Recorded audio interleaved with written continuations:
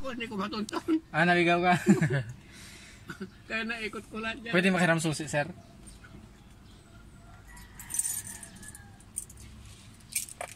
Yan mga sir to, Chevrolet na Optra. Optra sir na? Oo, Optra. Yan, 2006 model. 2006 model. Galing pa si sir ng 13. Ang issue nito mga sir, no, blackout siya. Blackout.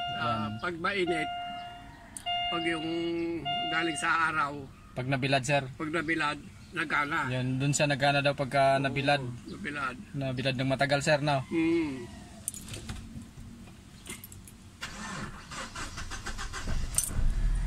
Yan mga sir, naandar yan pero wala, hindi gumana RPM. Tapos yung udo, black, Wala nga.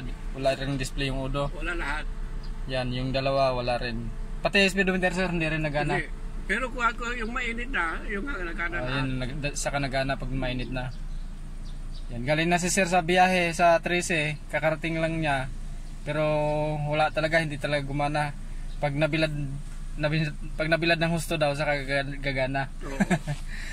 Yan, kaya na to. Buksan natin mga sir. Yan, ito na mga sir yung panel gauge ng Chevrolet na Optra 2006 model. Yan, nabuksan na pala to dati mga sir to. May mga fingerprint dito sa mga needle. Yan, sa mukha ng panel gauge. Pero sabi ng may-ari, hindi daw niya alam kung nabuksan na. Pero nakita ko mga sir, hindi na pantay yung angat ng mga needle eh. Yung clearance niya doon sa mismong mukha. Nabuksan na to dati.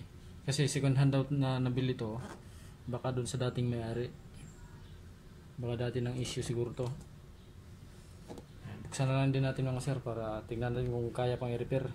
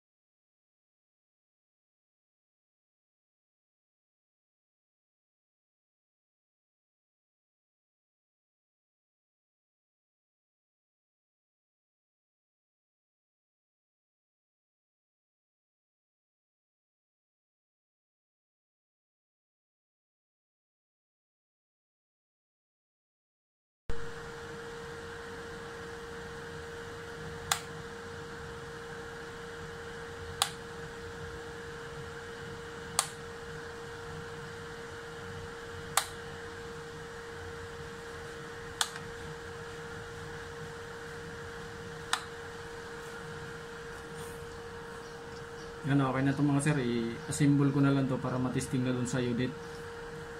Sasalpak ko na to sa unit mga sir. Ano na yung kanya? Yan, okay na mga sir yung yung Chevrolet Optra. Optra sir no? Optra 2006 model, no? 1.6. 1.6. Yan, okay na, gana na yung fuel, temperature, yung odo, meron na din RPM, yan. Blackout issue siya mga sir. Okay.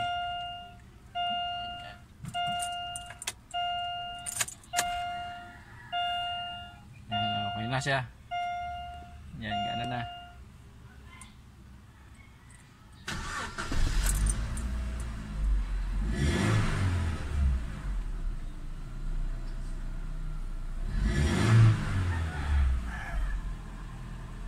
Ayos na mga sir, maraming salamat. Chevrolet Optra na blackout issue yung panel gauge niya. Yan, ayos na. Good. Maraming salamat. Thank you. Hindi na mahirapan si sir. Hindi na mahula. Nagpa-full tank na si sir kanina bago nagpunta dito. Ayan, full tank nga. Ayan, hindi na siya mahirapan sa sa fuel at saka sa temperature. Ayos na kasi palagi daw binibiyahe ni sir sa Baguio to kabado rin. Yan, okay na mga sir, maraming salamat.